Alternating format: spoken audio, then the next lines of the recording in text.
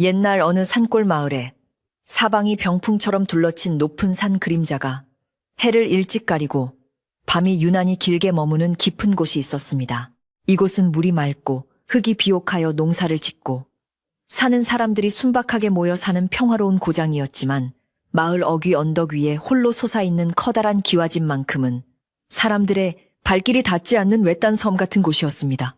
그 집은 담장이 성벽처럼 높고 지붕의 기와는 검은 용 비늘처럼 번들거렸으나 대문은 언제나 굳게 닫혀 있어 안에서 무슨 일이 일어나는지 밖에서는 도무지 알 수가 없었습니다. 마을 사람들은 그 집 앞을 지날 때마다 이유 없이 등골이 오싹해지는 기분을 느끼며 옷깃을 여미고 서둘러 걸음을 재촉하곤 했는데 그곳에는 말 못할 사연과 풀리지 않은 어두운 비밀이 엘리를 틀고 앉아 있었기 때문입니다. 집 안으로 들어서면 잘 다듬어진 정원석과 화초들이 주인의 부유함을 말해주고 있었지만 어딘지 모르게 생기가 없고 차가운 냉기만이 마당을 감돌고 있었습니다. 하인들은 마치 죄를 지은 사람처럼 고개를 숙인 채 발소리를 죽여 움직였고 웃음소리나 정겨운 대화소리는 담장 너머로 사라진 지 오래되어 집안은 절간보다 더 고요했습니다. 처마 끝에 매달린 풍경조차 바람이 불어도 맑은 소리를 내지 못하고 둔탁하게 울리며 사람들의 마음을 불안하게 만들었고 사랑채 마루에 앉아있는 주인 최 부자의 얼굴에는 늘 근심과 그늘이 드리워져 있었습니다. 이 집의 모든 적막과 불안의 근원은 바로 안채 뒤편 대나무 숲이 시작되는 구석진 곳에 자리 잡은 오래된 우물 하나로 모아지고 있었습니다. 그 우물은 본래 물맛이 달고 시원하기로 소문나 한때는 동네 안악들도 물을 기르러 오고 싶어 하던 곳이었으나 지금은 흉물스럽게 방치되어 짙은 이끼만 무성하게 끼어 있었습니다.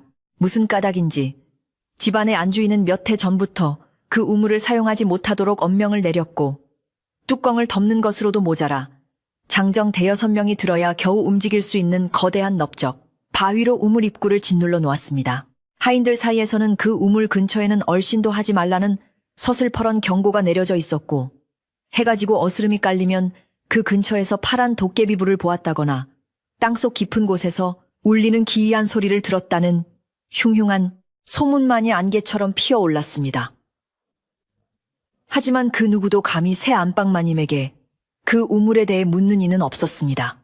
이 집의 외동아들인 최도령은 어려서부터 총명하고 심성이 비단결처럼 고운 아이였으나 친어머니를 여의고 난 뒤로는 웃음을 잃고 늘 깊은 수심에 잠겨 지냈습니다. 그는 하루 종일 사랑채 산마루에 힘없이 앉아 책을 읽거나 멍하니 먼 산을 바라보며 시간을 보냈는데 그의 깊은 눈동자는 언제나 알 수 없는 그리움과 억눌린 슬픔으로 가득 차 있었습니다.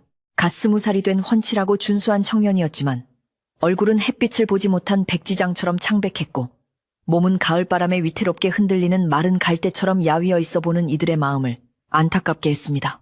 최도령은 글 읽기를 좋아하여 밤늦도록 책장을 넘기곤 했지만 사실 그의 마음은 책 속의 글자에 있지 않고 오로지 억울하게 돌아가신 어머니에 대한 생각뿐이었습니다. 최도령의 어머니, 즉 이 집의 전 안방마님은 본래 성품이 온화하고 아랫사람들에게도 자애로워 마을 사람들의 칭송이 자자했던 분이었습니다. 그러나 최도령이 15 되던 해 늦가을 갑작스러운 병으로 시름시름 앓다가 어느 날 밤 호련히 세상을 떠나고 말았다는 소식이 전해졌습니다. 장례는 친척들이 도착하기도 전에 급하게 치러졌고 어린 최도령은 어머니의 임종도 지키지 못한 채 상복을 입어야 했으니 그 슬픔은 이루 말할 수 없었습니다. 슬픔이 채가시기도 전에 최 부자는 새 안방마님을 맞이하게 되었는데 그녀는 전 부인과는 달리 눈매가 매섭고 목소리에 날카로운 가시가 돋친 사람이어서 집안의 공기가 단번에 바뀌어 버렸습니다. 새 어머니가 들어온 후로 집안의 모든 살림 권한은 그녀의 손아귀에 들어갔고 따뜻했던 온기는 사라지고 차가운 규율과 삼엄한 감시만이 그 자리를 대신하게 되었습니다. 그녀는 유독 최도령이 전 어머니를 그리워하거나 언급하는 것을 극도로 싫어했으며 하인들이 옛 마님의 이야기를 입에 올리는 것조차 불경하다며 엄하게 다스렸습니다. 특히 그녀가 가장 예민하게 반응하는 곳은 바로 뒤뜰의 우물가였는데 그녀는 하루에도 몇 번씩 하인들을 시켜 우물 덮개인 바위가 제대로 놓여 있는지 확인하게 했고 그 근처에 풀 한 폭이라도 자라지 못하게 꼼꼼히 관리했습니다. 최도령은 그런 새 어머니의 행동이 의심스럽고 두려웠지만 힘없는 자식으로서 그저 묵묵히 지켜볼 수밖에 없었습니다. 가을이 깊어가고 찬바람이 문풍지를 요란하게 흔드는 어느 날 밤, 최도령은 잠을 이루지 못하고 뒤척이다가 조용히 방문을 열고 밖으로 나왔습니다. 달빛은 구름에 가려 희미했고 마당에 쌓인 낙엽들이 바람에 굴러가는 소리가 마치 누군가의 발자국 소리처럼 사각거렸습니다. 그는 홀린 듯이 발걸음을 옮겨 안채 뒤편으로 향했는데 그곳은 새 어머니가 그토록 접근을 막았던 금지된 구역인 우물이 있는 곳이었습니다.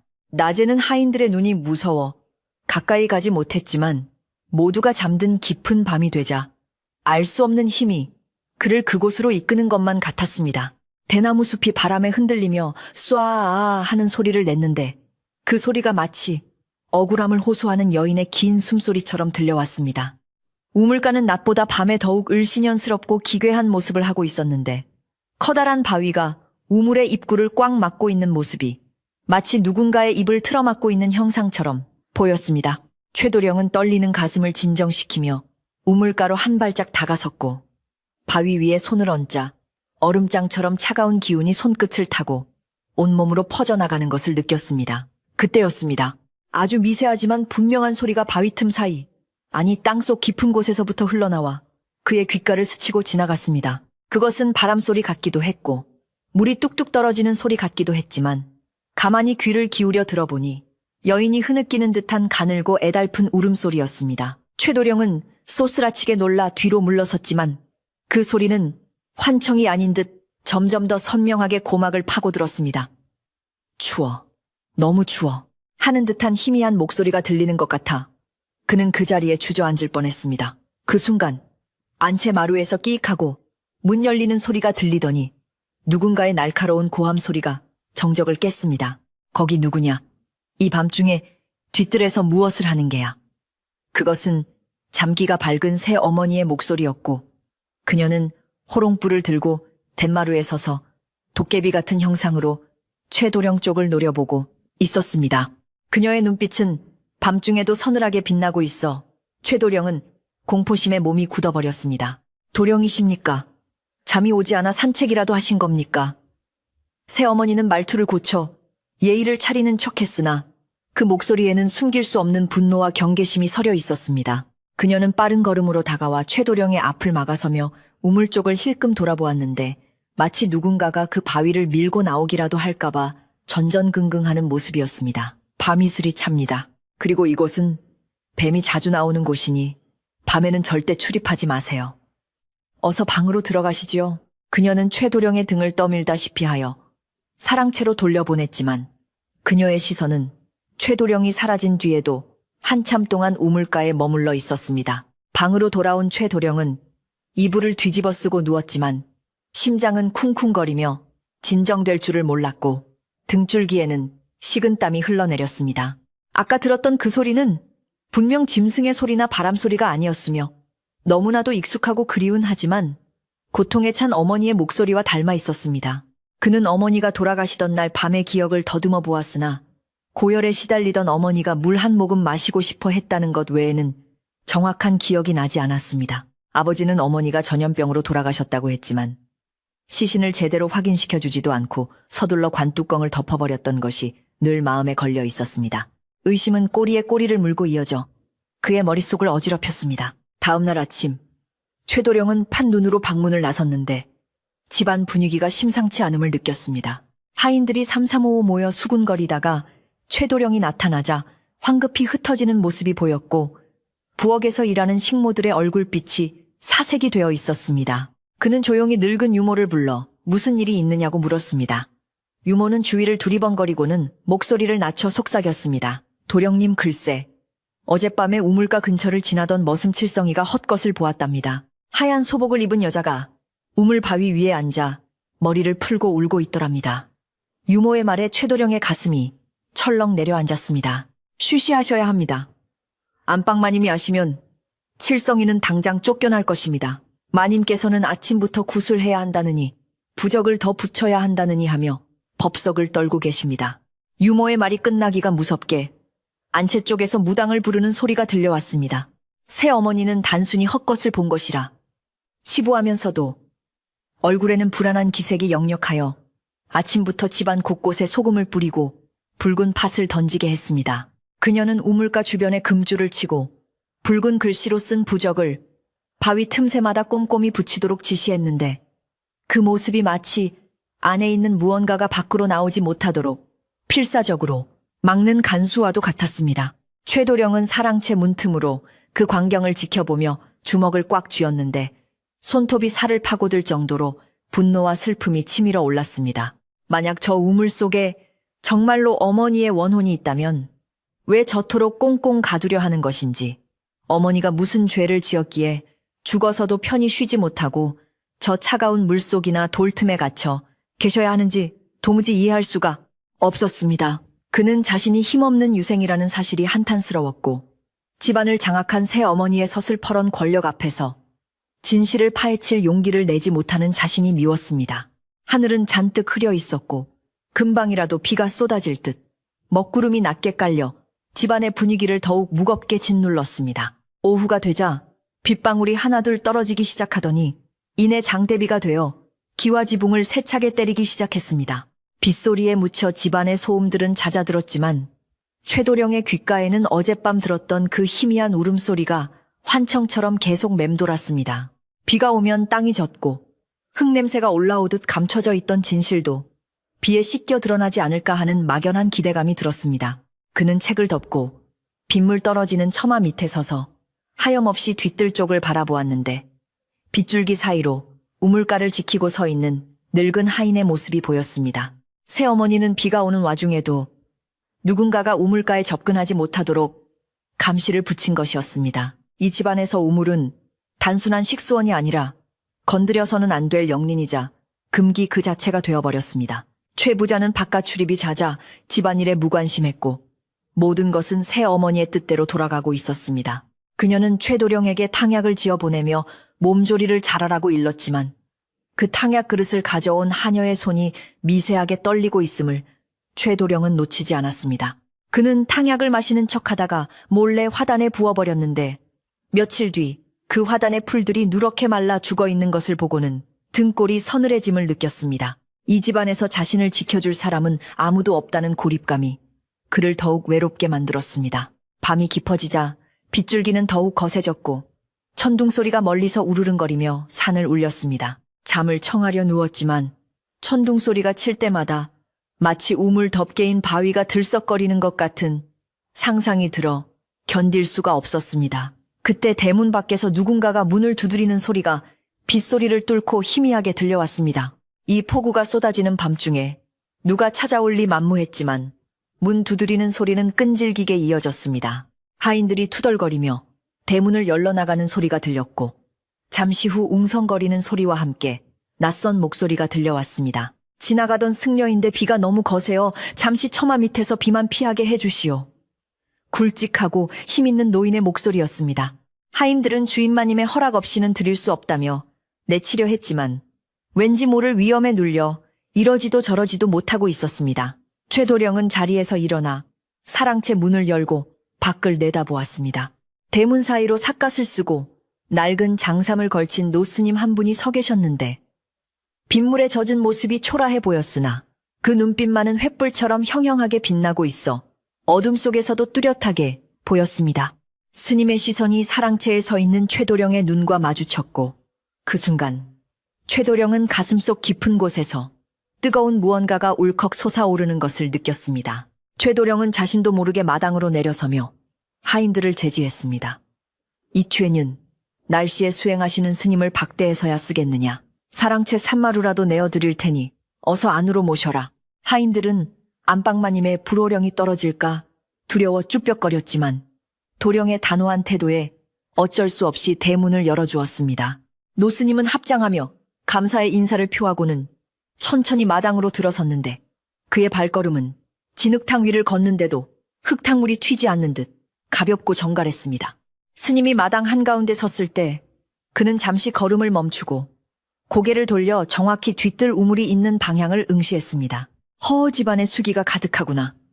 물이 흘러야 하는데 흐르지 못하고 갇혀 있으니 그 원망이 하늘에 닿겠어. 노스님은 혼잣말처럼 중얼거렸지만 그 소리는 빗소리를 뚫고 최도령의 귀에 또렷하게 박혔습니다. 최도령은 스님이 보통 분이 아님을 직감하고 젖은 옷을 털며 스님에게 다가갔습니다. 스님, 방금 뭐라고 하셨습니까? 물이 갇혀 있다니요. 노스님은 삿갓을 벗어 빗물을 털어내며 최도령을 지그시 바라보았습니다. 깊게 패인 주름 사이로 자애로움과 엄격함이 동시에 느껴지는 얼굴이었습니다. 젊은 처사 이 집에는 닫지 말아야 할 것을 닫아둔 곳이 있구려. 산 사람의 입은 막을 수 있어도 죽은 자의 입은 흙으로도 돌로도 막을 수 없는 법이라오. 스님의 말은 수수께끼 같았지만 최도령은 단박에 그것이 뒤뜰의 우물을 가리키는 것임을 알아차렸습니다. 그때 안채에서 새어머니의 날카로운 목소리가 들려왔습니다. 누가 감히 이 밤중에 자빈을 들였느냐? 당장 내쫓지 못할까? 그녀는 방문을 벌컥 열고 나오며 소리를 질렀지만 마당에 서 있는 노스님의 기운에 압도되어 잠시 말문이 막힌 듯 멈칫했습니다. 노스님은 전혀 동요하지 않고 부드러운 미소를 지으며 최도령에게 말했습니다. 오늘은 비가 와서 잠시 머물다가지만 인연이 있다면 다시 보게 될 것이오. 부디 마음에 눈을 뜨고 귀를 열어두시게. 비바람이 몰아치는 산골 마을의 밤. 최도령의 집에는 낯선 손님의 방문과 함께 감추어져 있던 비밀의 껍질이 하나씩 벗겨질 준비를 하고 있었습니다. 우물 속의 깊은 어둠이 서서히 꿈틀거리며 세상 밖으로 나올 때를 기다리는 듯 땅 밑에서는 미세한 진동이 느껴지는 밤이었습니다. 다음 날 아침, 밤새 세상을 집어삼킬 듯 몰아치던 비바람은 거짓말처럼 뚝 그치고 산봉우리 사이로 희뿌연 아침 안개가 자욱하게 내려앉았습니다. 최도령은 무거운 눈꺼풀을 비비며 일어났는데 어젯밤 사랑채를 찾았던 노스님은 흔적도 없이 사라지고 없었습니다. 마당에 찍혀있던 발자국마저 빗물에 씻겨 내려가 꿈을 꾼 것인가 싶었지만 처마 밑에 놓여있던 낡은 집신 한 짝이 스님이 다녀갔음을 증명하고 있었습니다. 스님은 아마도 새벽 예불을 드리기 위해 동이 트기도 전에 조용히 떠나신 모양이었는데 최도령은 그가 남기고 간 물은 흘러야 한다는 말이 귓가에 맴돌아 좀처럼 마음을 잡을 수가 없었습니다. 아침 공기는 상쾌하기보다 습하고 비릿한 냄새를 품고 있었고 왠지 모르게 집안 전체가 물먹은 솜처럼 축 처져 있는 기분이 들었습니다. 아침상을 차리기 위해 분주해야 할 부엌에서는 그릇 부딪히는 소리 대신 쑥덕거리는 말소리만 새어나오고 있었습니다. 최도령이 헛기침을 하며 부엌 쪽으로 다가가자 모여있던 하녀들이 화들짝 놀라며 흩어졌는데 그들의 얼굴에는 공포가 서려 있었습니다. 간밤에 들었어. 우물 쪽에서 나던 소리 말이야. 이번엔 정말 사람 목소리 같더라니까. 쉿, 낱말은 새가 듣고 반말은 쥐가 듣는다잖아. 마님이 아시면 경을 칠 거야. 하녀들의 대화는 끊어질 듯 이어지며 최도령의 발걸음을 붙잡았습니다. 어젯밤 천둥소리에 묻혀 희미했던 그 울음소리를 들은 것은 최도령 혼자만이 아니었던 것입니다. 집안 사람들 모두가 애써 모른 척하고 있었을 뿐 공포는 이미 전염병처럼 번지고 있었습니다. 새어머니인 안방마님은 평소보다 늦게 방문을 열고 나왔는데 하룻밤 사이에 10년은 늙은 듯 얼굴이 죄타고 눈밑이 검게 죽어 있었습니다. 그녀는 나오자마자 마당을 쓸고 있는 머슴에게 소리를 버럭 지르며 화풀이를 해댔지만 그 목소리 끝이 미세하게 떨리고 있어 그녀 역시 밤새 공포에 시달렸음을 짐작게 했습니다. 마님은 아침 식탁에서도 밥알을 새는 듯 깨작거릴 뿐 수저를 들지 못했고 국 한 숟가락을 뜨더니 이내 인상을 찌푸리며 상을 물렸습니다. 국물 맛이 왜 이리 비리냐. 물을 어디서 길어온 게야. 그녀의 호통에 참모가 달려와 무릎을 꿇고 빌었지만 사실 그 물은 집안의 다른 우물에서 길어온 평소와 다름없는 물이었습니다. 최도령이 한 모금 마셔보니 미세하게 흙냄새와 쇠 비린내가 섞여 나는 듯하여 목으로 넘기기가 거북했습니다. 그날 오후부터 집안에는 기이한 일이 벌어지기 시작했는데 부엌에 있는 물항아리의 물이 붉은 빛을 띠며 혼탁해지기 시작한 것입니다. 처음에는 누군가 흙을 섞었나 의심했지만 새로 길어온 맑은 물조차 항아리에 붓기만 하면 금세 썩은 물처럼 변해버렸습니다. 하인들은 우물 귀신이 노했다며 동요하기 시작했고 급기야 몇몇은 짐을 싸서 도망가겠다고 수군거렸습니다. 새어머니는 이 사실이 밖으로 새어나갈까봐 전전긍긍하며 대문을 걸어 잠그고 하인들의 입단속을 시켰지만 불안감은 담장을 넘어 마을로 퍼져나가고 있었습니다. 그녀는 용하다는 점쟁이를 불러 부적을 써서 부엌과 장독대 곳곳에 붙였지만 붉은 글씨로 쓴 부적은 습기를 머금고 금세 떨어져 나뒹굴었습니다. 최도령은 더 이상 이대로 있어서는 안 되겠다고 생각하고 어젯밤 사라진 노스님을 찾아봐야겠다고 결심했습니다. 그는 몰래 뒷문을 통해 집을 빠져나와 마을 어귀와 산 밑 암자들을 돌아다니며 스님의 행방을 수소문했습니다. 마을 사람들은 삿갓 쓴 노스님을 보았다며 산신각 쪽으로 올라가더라는 이야기를 전해주었습니다. 최도령은 숨이 턱까지 차오르도록 산길을 달려 마을이 내려다 보이는 산 중턱의 작은 바위굴 앞에 다다랐습니다. 그곳에는 어젯밤 보았던 그 노스님이 바위 위에 가부좌를 틀고 앉아 아래쪽 마을 정확히는 최도령의 집을 내려다보고 계셨습니다. 스님은 최도령이 오는 인기척을 느끼고도 돌아보지 않은 채 조용히 입을 열었습니다. 올 줄 알았소. 둑이 터지기 일보 직전인데 주인이 가만히 있을 리가 없지. 스님의 목소리는 산바람처럼 서늘하면서도 무게가 있었습니다. 최도령은 거친 숨을 고르며 스님 앞에 넙죽 절을 올렸습니다. 스님 집안의 변고가 끊이지 않습니다. 물이 썩고 밤마다 곡소리가 들려 사람 꼴이 아닙니다. 부디 저를 불쌍히 여기시어 비방을 알려주십시오. 최도령의 간절한 호소에 노스님은 천천히 눈을 뜨고 그를 바라보았습니다. 그 눈빛은 깊은 연못처럼 고요하여 최도령의 불안한 마음을 비추는 듯 했습니다. 젊은 처사 비방이란 것은 따로 없소. 묻은 상처는 짜내야 새살이 돋는 법이고 막힌 물길은 터주어야 흐르는 법이요. 억지로 덮고 누른다고 해서 그 원한이 사라지겠소. 스님의 말씀은 어젯밤보다 더 구체적이고 뼈가 있는 말이었습니다. 최도령이 망설이며 물었습니다. 그렇다면 그 우물 속에 정말 제 어머니의 원혼이라도 있다는 말씀이십니까? 스님은 고개를 끄덕이지도 젓지도 않고 지팡이를 들어 허공을 가리켰습니다. 사람의 욕심이 죄를 낳고 그 죄가 공포를 낳아 귀물을 만드는 것이요. 자네의 새 어머니라는 분. 그분이 두려워하는 것이 바로 진실 아니겠소. 스님과의 대화는 최도령에게 큰 용기를 주었지만 동시에 감당하기 힘든 무거운 진실을 마주하게 했습니다. 그는 집으로 돌아오는 길 내내 발걸음이 천근만근 무거웠습니다. 어머니가 돌아가신 이유가 단순한 병사가 아닐지도 모른다는 의심이 확신으로 바뀌어가고 있었기 때문입니다. 그가 집에 도착했을 때는 이미 해가 뉘엿뉘엿 넘어가고 땅거미가 지기 시작할 무렵이었습니다. 대문 앞에는 낯선 무당들이 진과 꽹과리를 들고 서성이고 있었는데 새어머니가 결국 구판을 벌이려고 작정한 모양이었습니다. 집안은 향냄새와 노란 깃발들로 어지러웠고 마당 한가운데에는 돼지머리와 시루떡이 차려진 제상이 놓여 있었습니다. 썩 물러가라. 잡기야 물러가라. 무당이 칼을 휘두르며 춤을 추기 시작하자 새어머니는 마루에 앉아 손을 비비며 굿을 지켜보고 있었습니다. 그녀의 얼굴은 광기에 사로잡힌 듯 붉게 상기되어 있었고 입으로는 알 수 없는 주문을 중얼거리며 쉴 새 없이 절을 했습니다.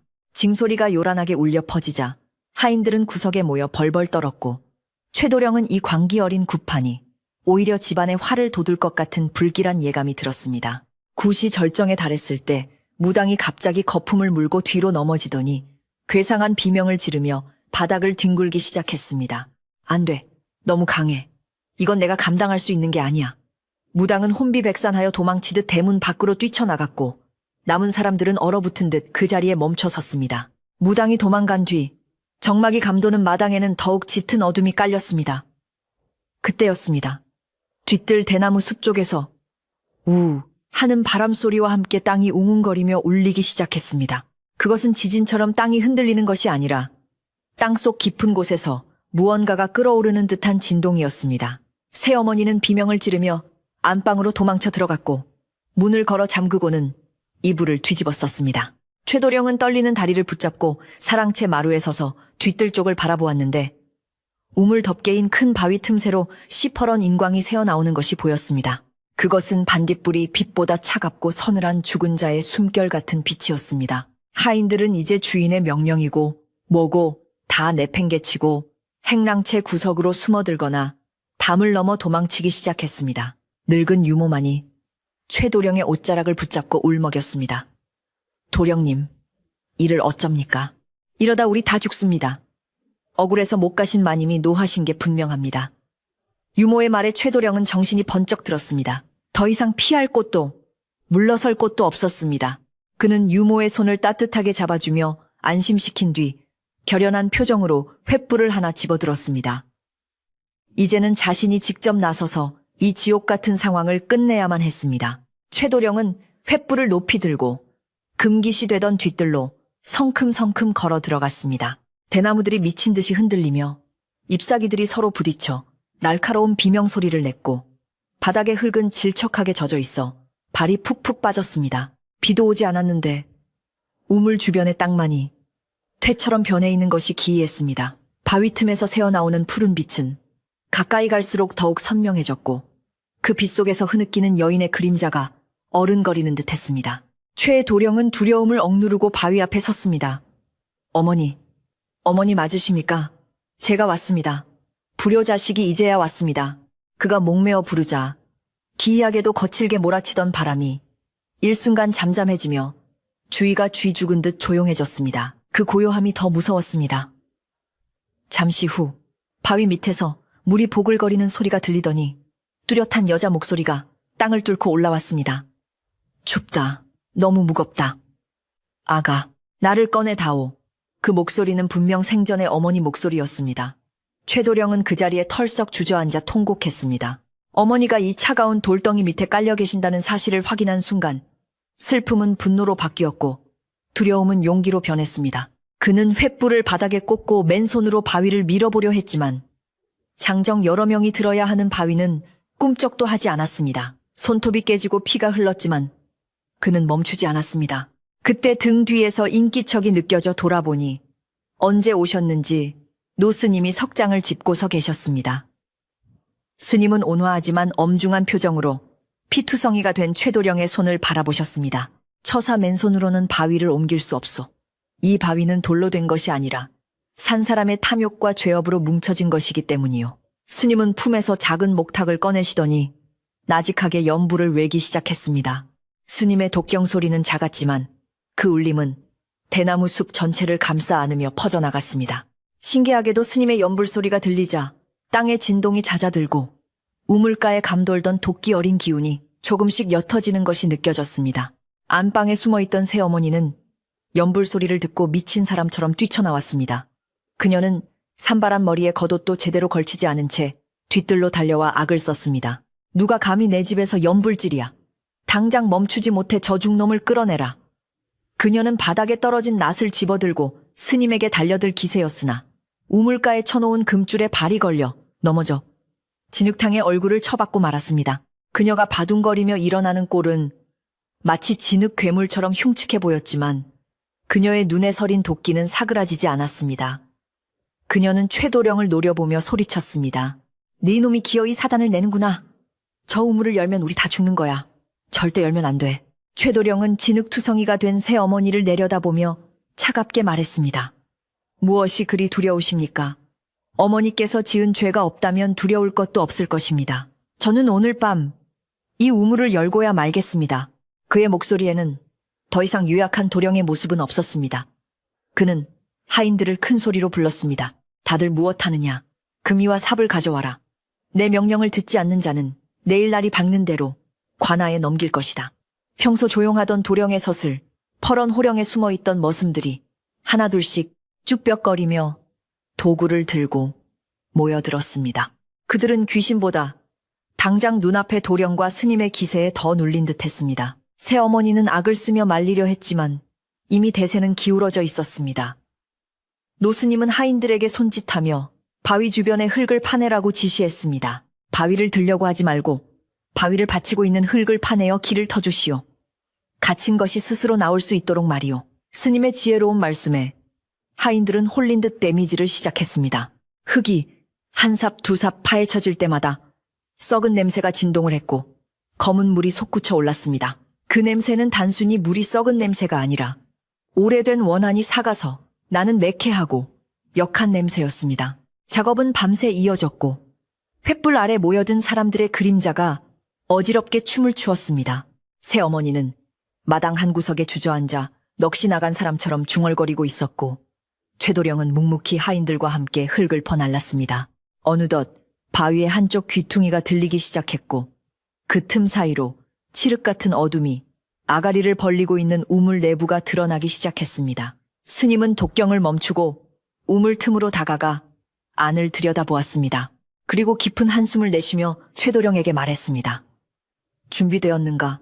이제 곧 보지 말아야 할 것을 보게 될 것이니 마음을 단단히 먹게나. 바위가 완전히 기울어지고 우물의 입구가 드러나는 순간 갇혀있던 엄청난 압력의 바람이 휘잉 하고 솟구쳐 올라 사람들의 옷자락을 휘감았습니다.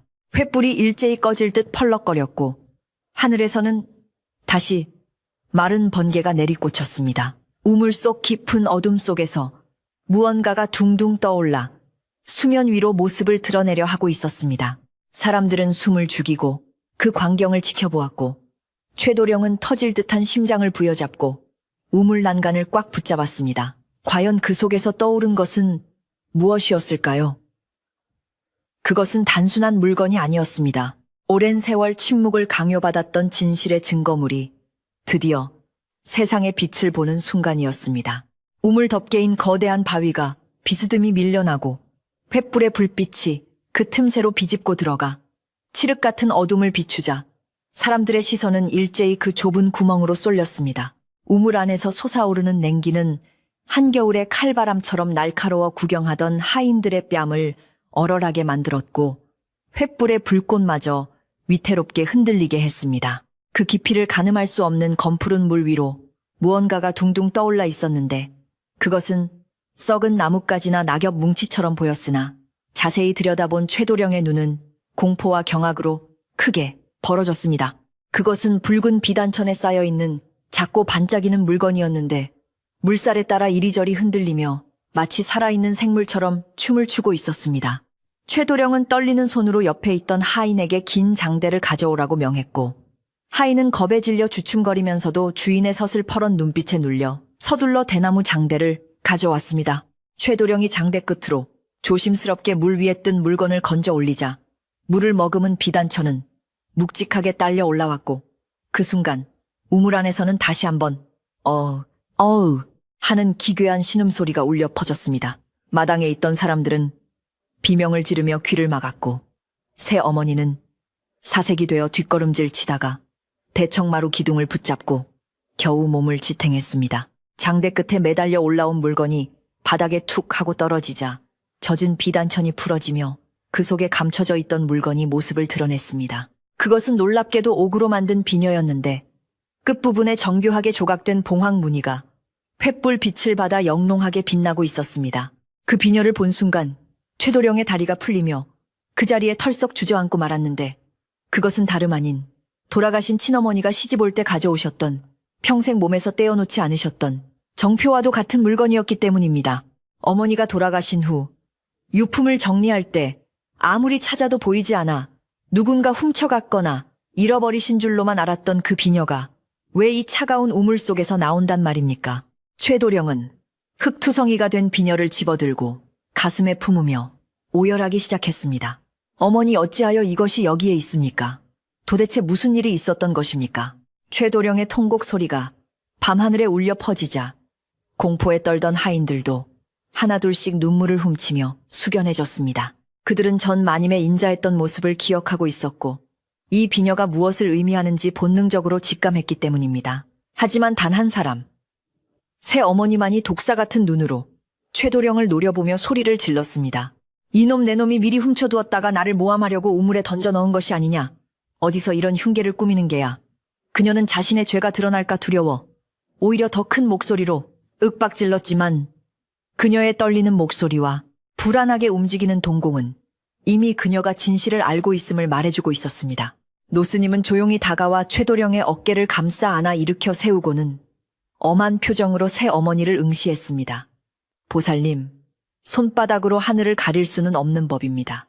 이 비녀는 원혼이 자신의 억울함을 알리기 위해 보낸 신호일 뿐 진짜 증거는 아직 저 물 밑바닥에 가라앉아 있습니다. 스님의 말에 새 어머니는 히스테리를 부리며 발악했습니다. 닥쳐라. 이 요망한 땡중이 어디서 혓바닥을 놀려 여봐라. 저 중놈과 도령을 당장 끌어내고 우물을 다시 덮어라. 내 말을 거역하는 놈은 당장 멍석마리를 시킬 것이다. 그녀의 광기, 어린 외침에 멋은 몇몇이 쭈뼛거리며 다가오려 했지만 노스님이 지팡이를 땅에 쿵 하고 내리찍자 그 기세에 눌려 아무도 움직이지 못했습니다. 물을 퍼내라. 우물 바닥이 드러날 때까지 한 바가지도 남기지 말고 다 퍼내야 한다. 최도령은 눈물을 닦으며 결연한 목소리로 명령을 내렸습니다. 이제 그는 더 이상 나약한 도련님이 아니었습니다. 어머니의 원한을 풀어드려야 한다는 일념 하나로 가득 찬 집안의 진정한 주인이었습니다. 그의 눈빛에서 뿜어져 나오는 기운은 서슬퍼런 안방마님의 위세조차 압도하고 있었습니다. 머슴들은 서로의 눈치를 보다가 평소 마님의 학대에 지쳐있던 차에 도령의 정의로운 분노에 마음이 움직여 하나둘씩 두레박을 잡기 시작했습니다. 영차 하는 소리와 함께 물을 퍼올리는 작업이 시작되었고 검은 물은 쉼없이 바깥으로 쏟아져 나왔습니다. 시간이 지날수록 우물 주변에는 썩은 악취가 진동을 하여 숨을 쉬기조차 힘들 지경이었습니다. 퍼낸 물이 마당을 적시며 흘러가자 그 물이 닿는 곳마다 풀들이 검게 변해 죽어갔고 땅에서는 붉은 지렁이들이 기어나와 꿈틀거렸습니다. 하늘에서는 구름이 달을 완전히 가려 사방이 칠흑같이 어두웠지만 횃불들은 바람에 꺼지지 않고 더욱 맹렬하게 타오르며 우물가를 비추었습니다. 마을 사람들도 이 집안의 소란을 눈치챘는지 하나둘씩 횃불을 들고 담장 너머로 고개를 내밀기 시작했습니다. 최 부자 댁에 무슨 난리가 났다면서 우물 귀신이 나왔다던데 정말인가 봐. 수군거리는 소리가 담장을 넘어 들어오자 새어머니는 안절부절 못하며 대문을 걸어 잠그라고 고래고래 소리를 질렀습니다. 하지만 이미 때는 늦었습니다. 닫혀있던 대문 빗장이 덜컹거리더니 호기심 많은 마을 장정 몇 명이 담을 넘어 들어와 마당 한 구석에서 상황을 지켜보기 시작했습니다. 집안의 치부가 천하에 드러나는 순간이었습니다. 새어머니는 얼굴을 감싸 쥐고 주저앉아 아이고 망했네. 집안 꼴이 이게 뭐야 하며 신세 한탄을 했지만 그 와중에도 도망갈 궁리를 하는 듯 눈알을 굴리고 있었습니다. 우물의 물이 절반쯤 줄어들었을 때 작업하던 머슴 하나가 비명을 지르며 뒤로 나자빠졌습니다. 저기 사람 머리카락 같은 게 보입니다.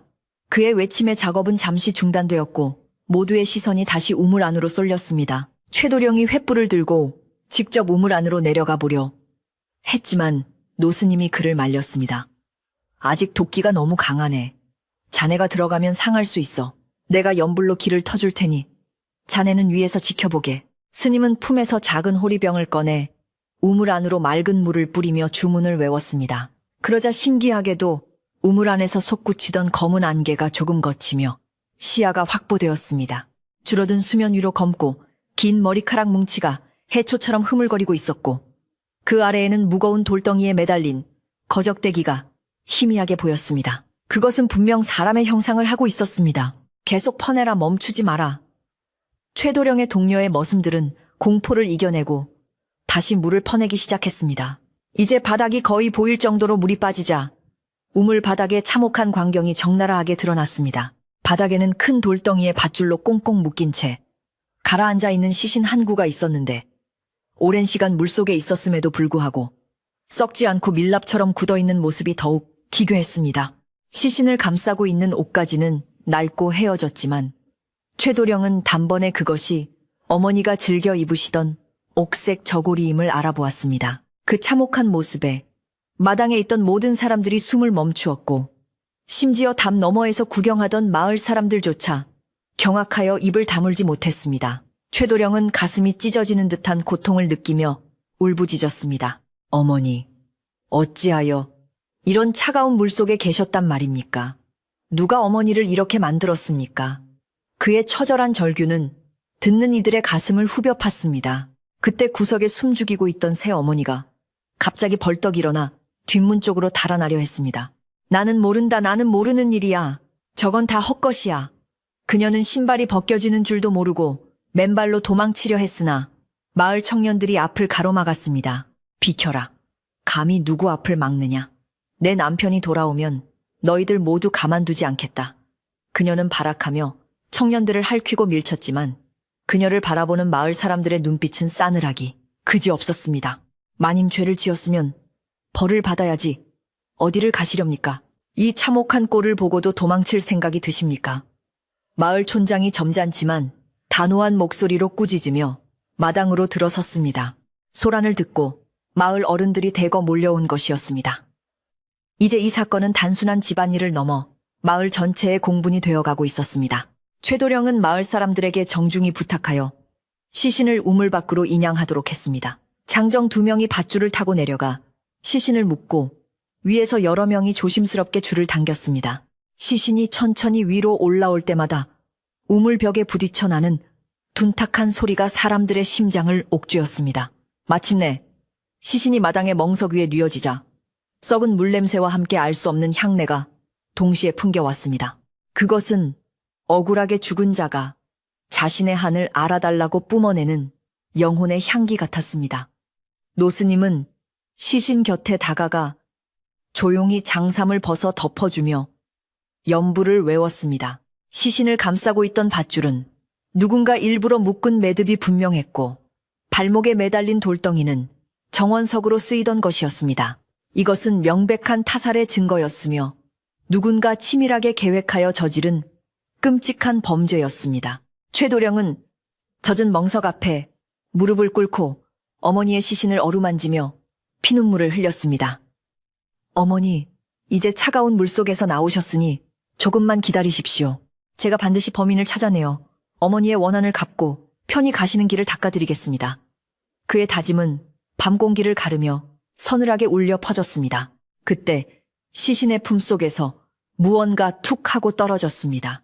그것은 기름 종이에 겹겹이 쌓인 작은 편지 뭉치였습니다. 물에 젖지 않도록 꼼꼼하게 밀랍 처리가 된 그 편지는 어머니가 죽기 직전에 남긴 마지막 유언과도 같은 것이었습니다. 최도령이 떨리는 손으로 기름 종이를 펴자 그 안에는 흐릿하지만 알아볼 수 있는 글씨로 억울한 사연이 적혀 있었습니다. 새로 들어온 여인이 탕약에 독을 탔다. 내 몸이 마비되어 움직일 수 없다. 나를 죽이고 안방을 차지하려 한다. 그 내용은 충격적이었고 모든 의심을 확신으로 바꿔주는 결정적인 증거였습니다. 최도령은 편지를 읽어 내려가며 분노로 온몸을 떨었습니다. 그는 편지를 높이 쳐들고 마을 사람들과 새 어머니를 향해 외쳤습니다. 보시오. 여기 어머니께서 남기신 피 맺힌 글이 있소. 내 어머니는 병으로 돌아가신 것이 아니라 저 악독한 여인의 손에 독살당하고 차가운 우물 속에 버려지신 것이오. 그의 목소리는 천둥처럼 울려 퍼졌고 모든 시선은 일제히 구석에 몰린 새 어머니에게 꽂혔습니다. 그녀는 이제 더 이상 도망칠 곳도 변명할 말도 없었습니다. 그녀의 얼굴은 흙빛이 되었고 다리는 사시나무 떨듯 떨리고 있었습니다. 분노한 마을 사람들이 웅성거리며 그녀에게 다가가려 하자 노스님이 손을 들어 제지했습니다. 멈추시오. 사필 규정이라 죄 지은 자는 스스로 그 업보를 받게 될 것이오. 우리가 손에 피를 묻힐 필요는 없소. 스님의 말씀에 사람들은 흥분을 가라앉혔지만 그들의 눈빛에는 범인에 대한 증오와 경멸이 가득했습니다. 밤은 깊어 새벽으로 치닫고 있었지만 아무도 자리를 뜨지 않았습니다. 횃불은 점점 사그라들고 있었지만 진실의 불꽃은 이제 막 타오르기 시작하여 어둠 속에 감춰져 있던 모든 악을 태워버릴 기세였습니다. 집안을 짓누르던 검은 그림자는 서서히 걷히고 있었지만 그 뒤에 남겨진 상처와 고통은 너무나도 깊고 컸습니다. 마당 한가운데서 최도령이 어머니의 유서를 읽어 내려가는 동안 대문 밖이 소란스러워지더니 며칠간 장터에 나가 소식이 없던 최 부자가 비틀거리는 걸음으로 들어섰습니다. 그는 술에 거나하게 취해 있었으나 집안에 가득한 횃불과 웅성거리는 사람들, 그리고 마당에 멍석을 깔고 누워있는 시신을 보자마자 술이 확 깨는 듯 눈을 크게 떴습니다. 이게 도대체 무슨 난리란 말이냐? 집안 꼴이 왜 이 모양이야? 최 부자의 호통에 사람들은 길을 터주었고 그는 떨리는 다리를 이끌고 마당 중앙으로 걸어 들어왔습니다. 그의 눈앞에는 흙투성이가 된 아들과 밧줄에 묶인 채 발악하고 있는 새 부인, 그리고 물에 퉁퉁 불어 형체를 알아보기 힘든 전 부인의 시신이 놓여 있었습니다. 상황을 파악하지 못한 최 부자는 입을 딱 벌린 채 아무 말도 하지 못하고 그 자리에 못 박힌 듯 서 있었습니다. 최도령은 아버지를 보자마자 달려가 유서와 옥비녀를 내밀며 울분을 토했습니다. 아버지, 보십시오. 어머니는 병으로 돌아가신 것이 아니라 저 악독한 여인이 독살하여 우물에 유기한 것입니다. 이 비녀와 유서가 그 명백한 증거입니다. 최 부자는 아들이 내민 물건들을 받아들고 손을 심하게 떨었습니다. 익숙한 비녀, 그리고 아내의 필체가 분명한 젖은 종이 위에는 피로 쓴 듯한 원망의 글들이 적혀 있었습니다. 최 부자의 얼굴은 순식간에 백지장처럼 하얗게 질렸고 그는 믿을 수 없다는 듯 새 부인을 바라보았습니다. 부인. 이것이 정말이요? 당신이 정말 사람을 죽이고 저 차가운 우물 속에 처박아 두었단 말이요. 그의 목소리는 분노보다는 충격과 공포로 가득 차 있었습니다.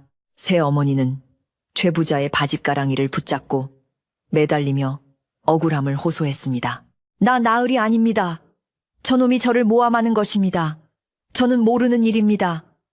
저 비녀도 저놈이 훔쳐갔다가 구판에 던져놓은 것입니다.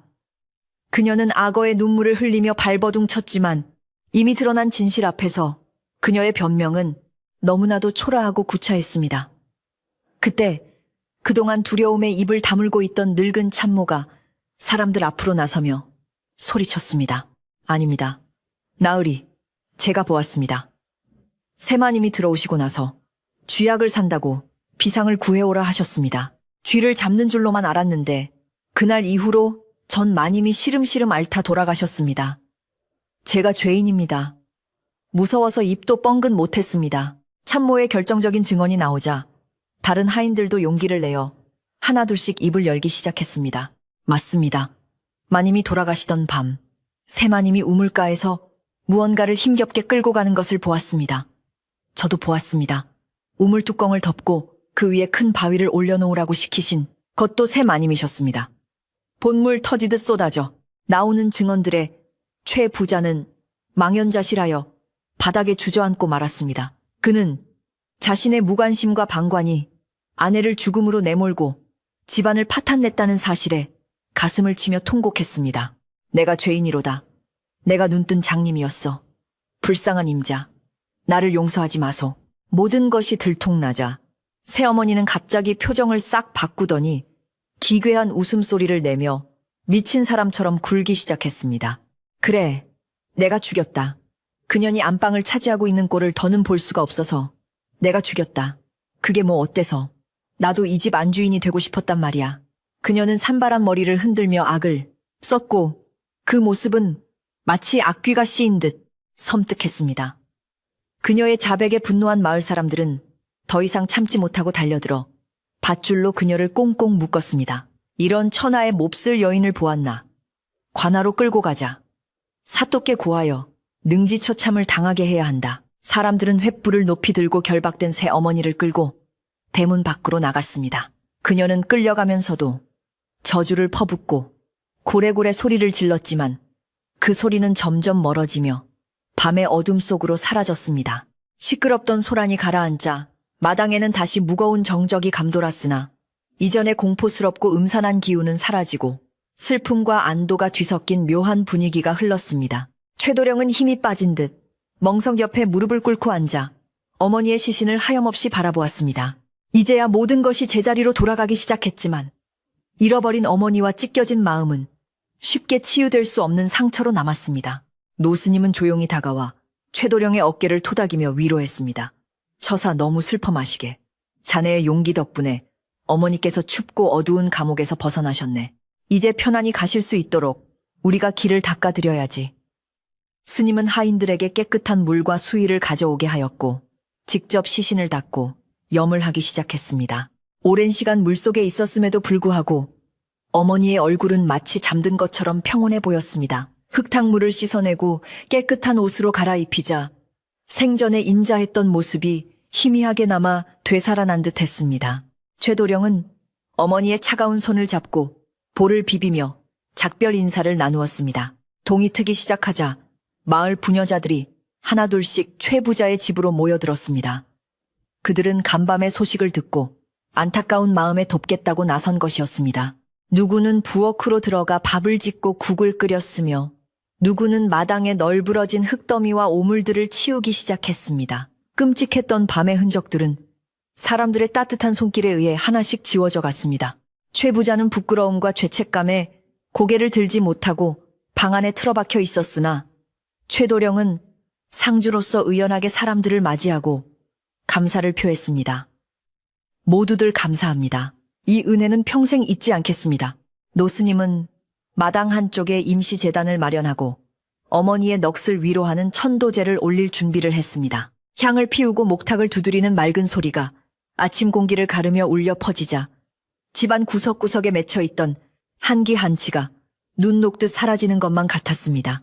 나무 아미타불 관세음보살, 스님의 독경 소리는 낮지만 힘차게 울리며 죽은 자에게는, 안식을 산 자에게는 위로를 전해주었습니다. 최도령과 하인들, 그리고 마을 사람들도 모두 두 손을 모으고 고개를 숙여 고인의 명복을 빌었습니다. 밤새 울리던 기괴한 통곡 소리는 이제 더 이상 들리지 않았고 대신 맑은 새소리가 아침을 깨우고 있었습니다. 해가 중천에 떠오르자 우물 청소 작업이 본격적으로 시작되었습니다. 스님은 우물을 영원히 메워버리는 것보다는 깨끗하게 청소하여 다시 맑은 물이 흐르게 하는 것이 고인의 뜻일 것이라고 조언했습니다. 물은 생명의 근원이니 죽음의 장소였던 이곳을 다시 생명의 장소로 바꾸어야 원한도 씻겨 내려가는 법이라네. 마을 장정들은 우물 바닥까지 내려가 남은 흙과 오물들을 퍼올렸고 벽에 낀 이끼들을 긁어냈습니다. 한참을 퍼내자 바닥 깊은 곳에서 맑고 시원한 샘물이 퐁퐁 솟아오르기 시작했습니다. 그 물은 마치 어머니의 눈물처럼 맑고 투명하여 보는 이들의 마음까지 정화해주는 듯 했습니다. 안방과 사랑채도 대대적인 청소가 이루어졌습니다. 하인들은 새 어머니가 붙여놓았던 흉측한 부적들을 모두 떼어내 불태웠고 그녀가 쓰던 물건들과 옷가지들도 모두 꺼내어 소각했습니다. 특히 그녀의 장롱 깊은 곳에서는 아직 사용하지 않은 비상가루가 든 약봉지가 발견되어 사람들을 다시 한번 경악하게 했습니다. 최도령은 그 약봉지를 불길 속에 던져 넣으며 지난날의 악몽과 고통도 함께 타오르기를 빌었습니다. 매캐한 연기와 함께 사악한 기운들은 하늘로 흩어지고 집안에는 쑥을 태운 향긋한 냄새가 채워졌습니다. 점심때가 되자 마당에는 큰 솥이 걸리고 밥 짓는 냄새가 구수하게 퍼졌습니다. 최도령은 고생한 마을 사람들과 하인들을 위해 넉넉하게 음식을 장만하여 대접했습니다. 비록 상갓집이었지만 분위기는 어둡지 않고 오히려 오랫동안 묵은 체증이 내려간 듯 시원하고 활기찼습니다. 사람들은 둘러앉아 국밥을 먹으며 간밤의 일을 이야기했고 악인이 벌을 받고 억울함이 풀린 것에 대해 하늘에 감사했습니다. 이제 최 부자댁에도 볕이 들겠구먼. 암 그렇고 말고 도령이 저렇게 의젓하니 집안을 잘 일으킬 거야. 덕담들이 오고 갔습니다. 식사가 끝난 후 최도령은 노스님을 사랑채로 모시고 정중하게 차를 대접했습니다. 스님 덕분에 어머니의 원한을 풀고 집안의 화를 면했습니다. 이 은혜를 어찌 갚아야 할지 모르겠습니다. 최도령이 큰 절을 올리자 스님은 빙그레 웃으며 손을 저었습니다. 내 한 일이 무엇이 있겠나.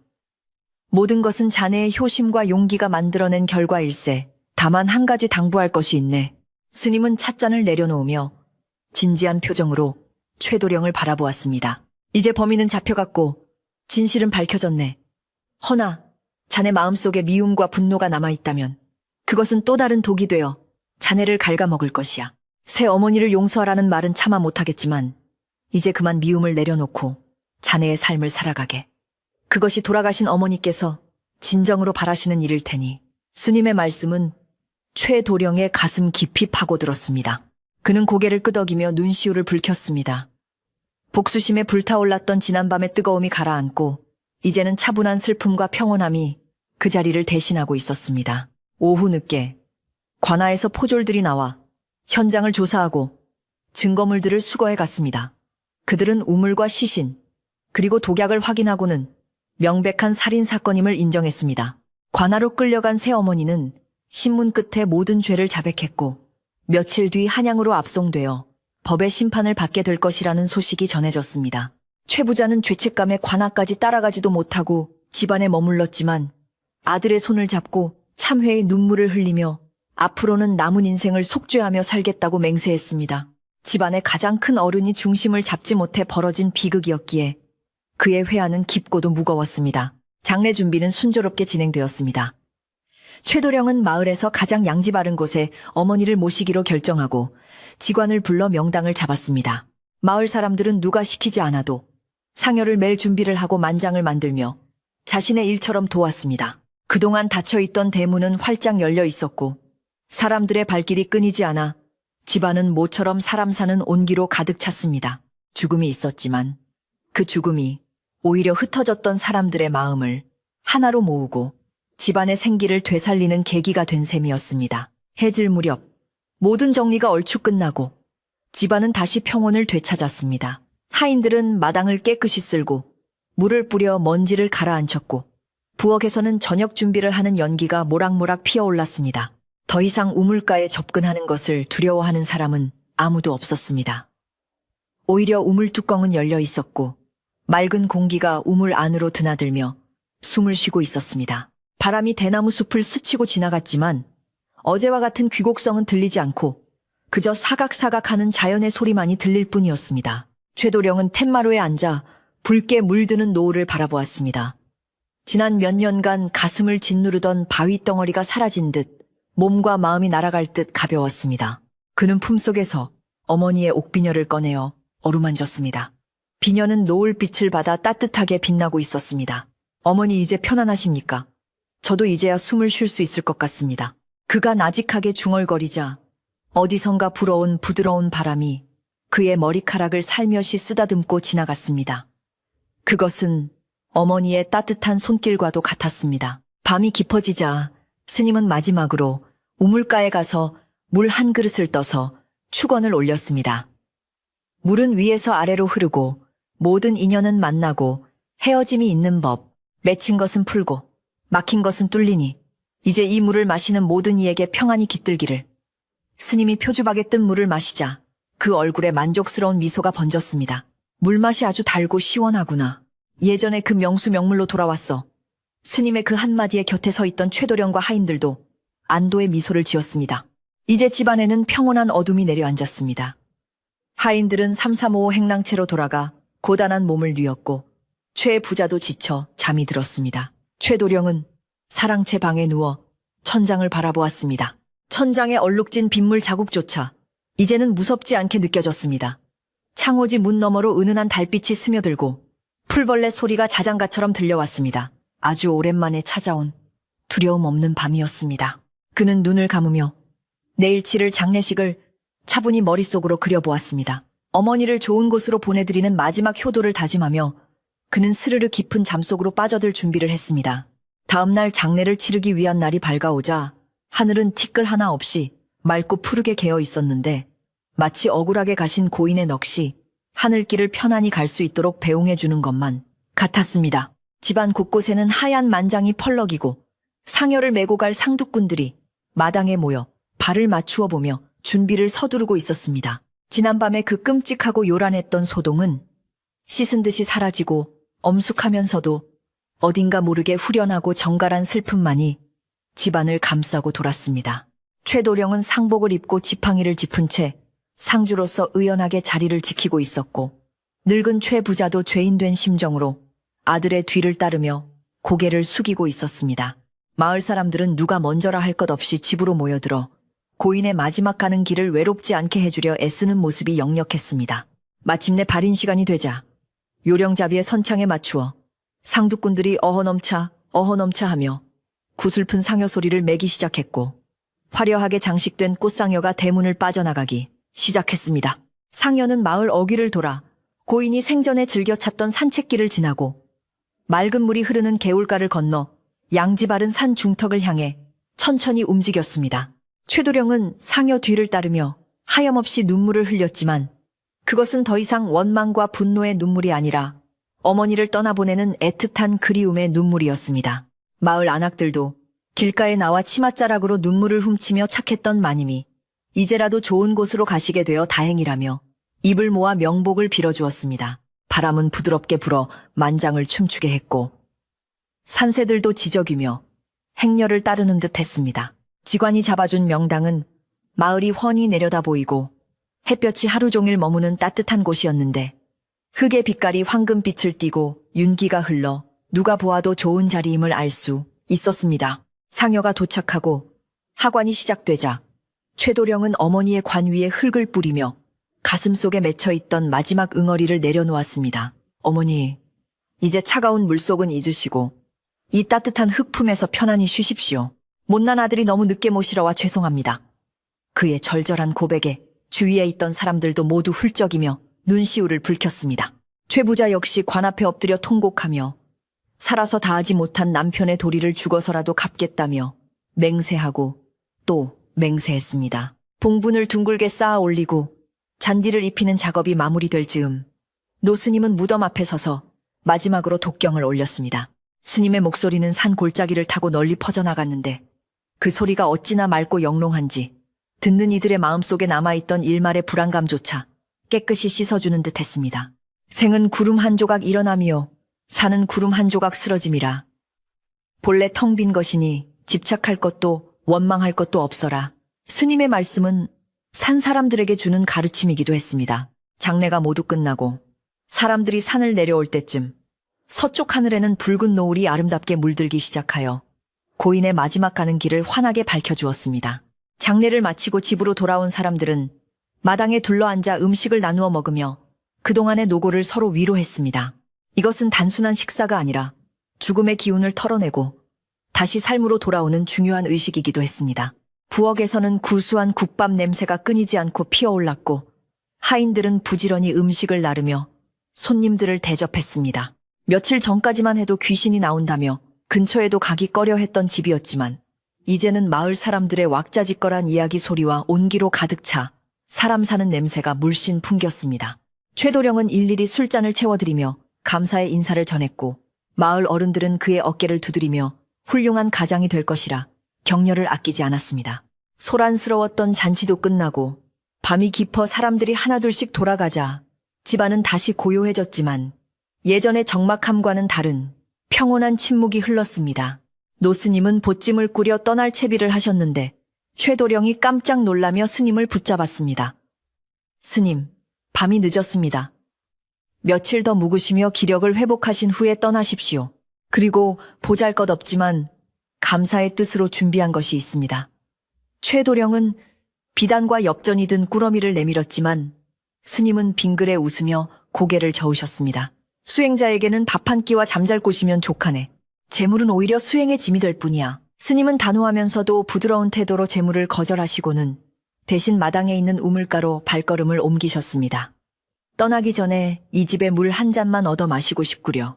이제는 물맛이 아주 좋아졌을 테니까. 최도령은 얼른 깨끗한 표주박에 물을 가득 떠서 스님께 올렸습니다. 스님은 시원하게 물을 들이켜시고는 좋다. 감노수가 따로 없구나. 이 물은 이제 사람을 살리는 약수가 될 걸세. 하며 만족스러운 미소를 지으셨습니다. 스님의 그 한마디는 우물에 씌워져 있던 공포의 낙인을 완전히 지워버리고 축복의 이름을 새겨주는 것과 같았습니다.